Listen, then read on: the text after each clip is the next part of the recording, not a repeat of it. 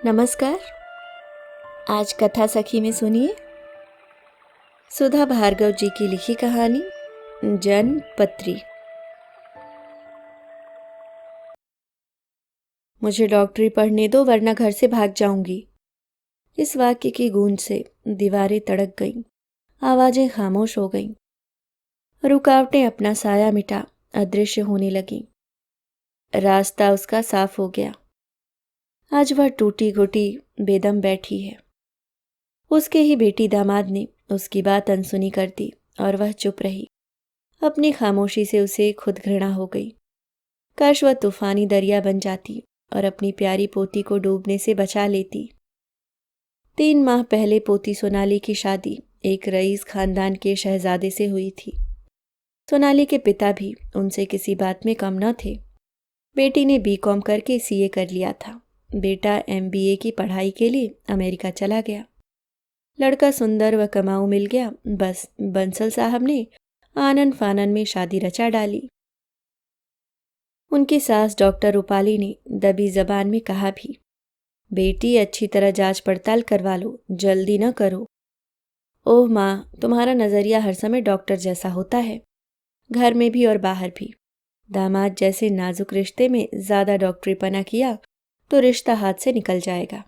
जनपत्री तो मिलवा ही ली है।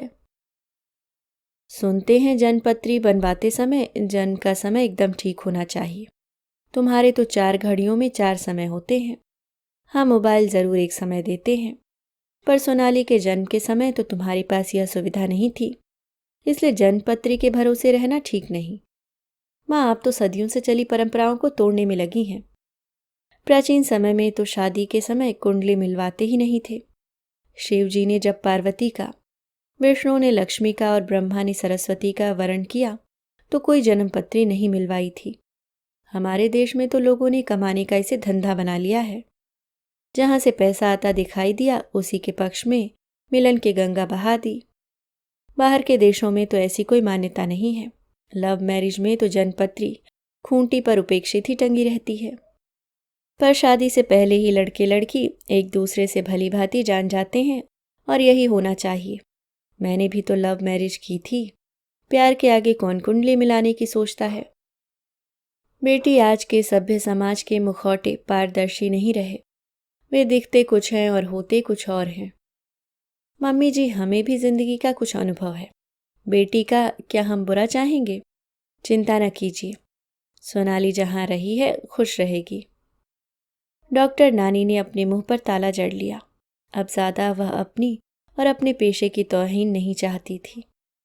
धूमधाम से शादी हुई और अश्रुपूरित नेत्रों से सोनाली को विदा किया गया। सुहाग रात के समय 16 श्रृंगार किए अपने जीवन साथी की पदचाप सुनने को सोनाली आतुर थी। वह तो नहीं आया, पर सास दौड़ती आई, बहू मेरे कमरे में चलो, काम है। सोनाली आज्ञाकारी बच्चे की तरह सासू माँ के पीछे चल दी।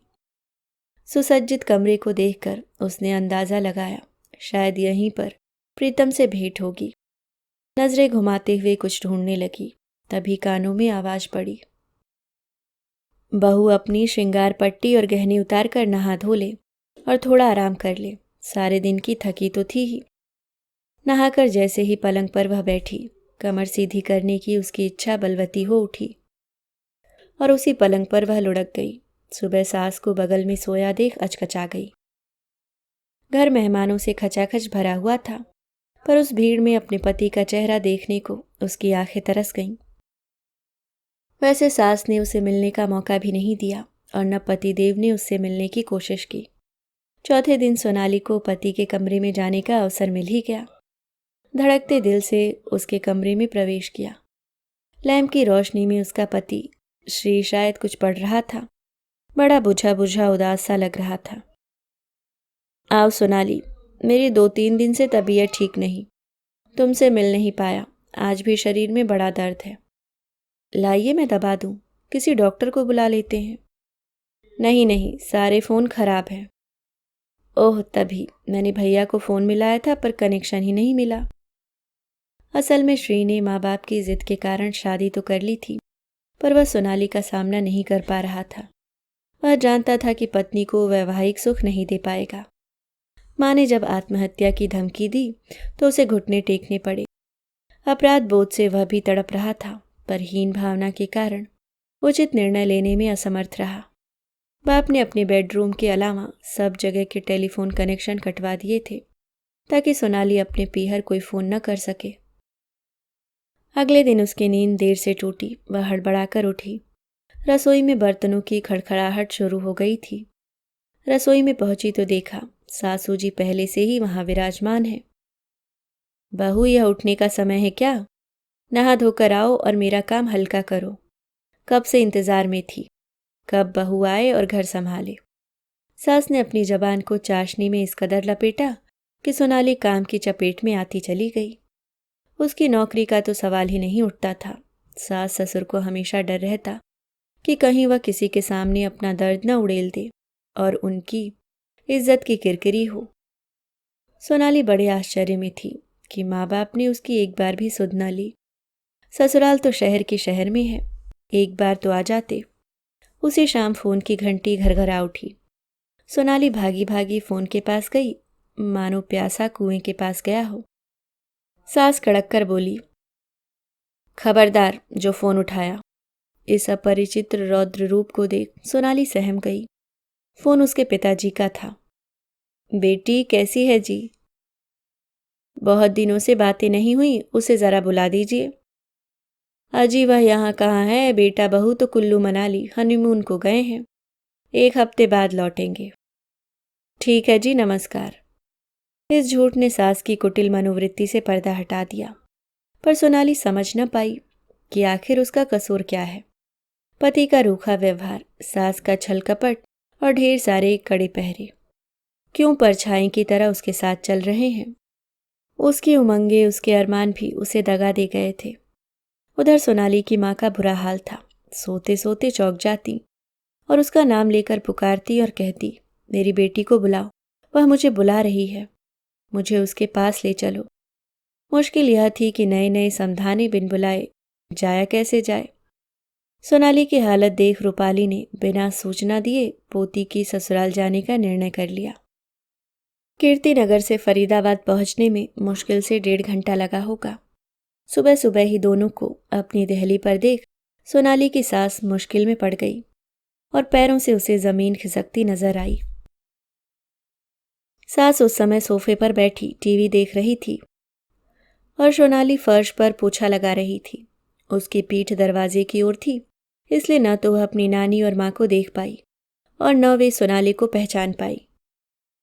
समधी ने जरूर बनावटी मुस्कान चेहरे पर लाते हुए कहा, आइए समधन जी, सुबह सुबह इधर कैसे?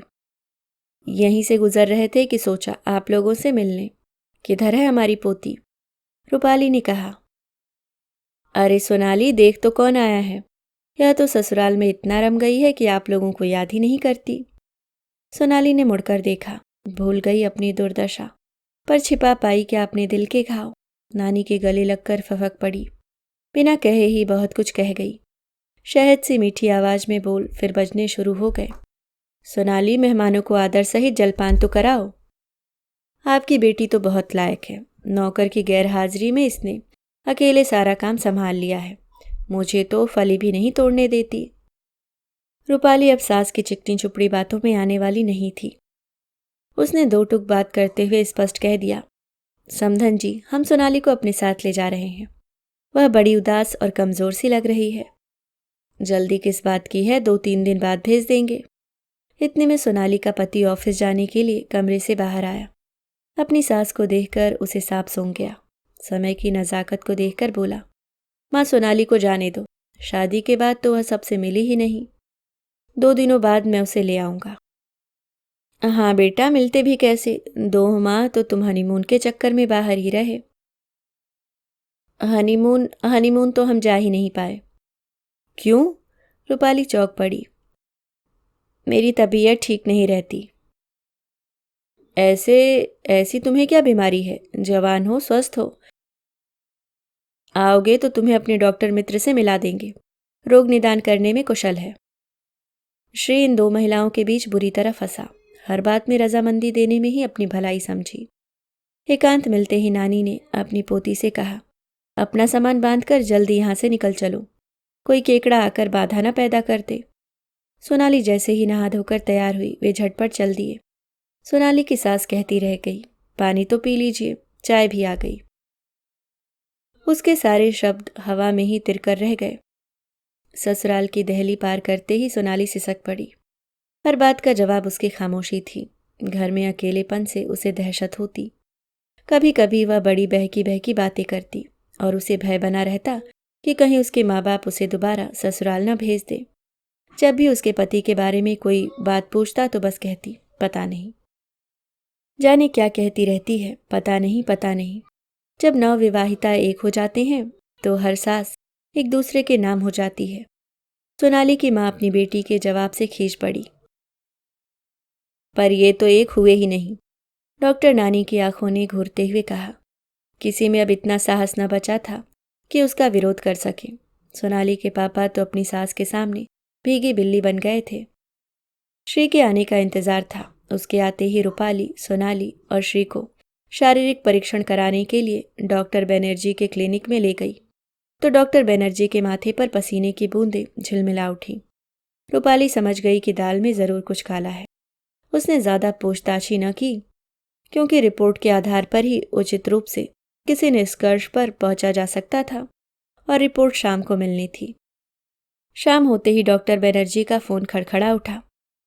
डॉक्टर रूपाली, आपका दामाद तो नामर्द है। ऐसे लोग अव्वल दर्जे के कायर होते हैं। वह अपने माता पिता की अनुचित बात का कभी विरोध न कर पाएगा और ऐसी दशा में ताज्जुब नहीं कि वे सोनाली बेटी को मानसिक रूप से प्रताड़ित करके शारीरिक यातनाएं दी जाएं। सभ्य समाज में सताने के तरीके भी बड़े सभ्य होते जा रहे हैं। मारपीट करने से तो रंगे हाथों पकड़े जाने का डर रहता है, पर दिल को ऐसी ऐसी चोटें पहुंचाते हैं कि अकेली औरत खड़ी ही न रह सके। मेरी बात मानो तो उसे ससुराल भेजने की जरूरत ही नहीं। न वह वहां वैवाहिक सुख पा सकेगी और न संतान सुख। उसकी शादी शादी ही नहीं है, सिवाय धोखाधड़ी के। रिसीवर रूपाली के हाथ से छूटकर दूर जा पड़ा और वह सिर थामकर सोफे पर बैठ गई।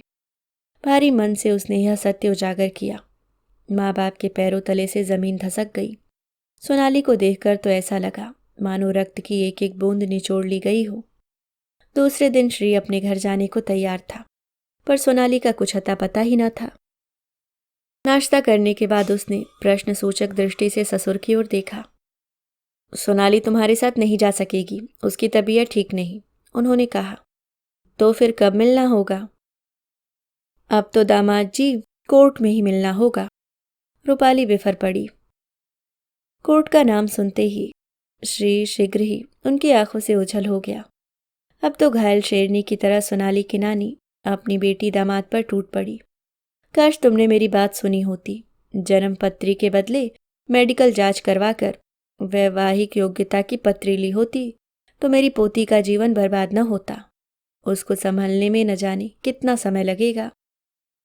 सोनाली के माता पिता भी पश्चाताप की आग में झुलस रहे थे, पर बहुत देर हो चुकी थी। अभी आप सुन रहे थे सुधा भार्गव जी की लिखी कहानी जनपत्री।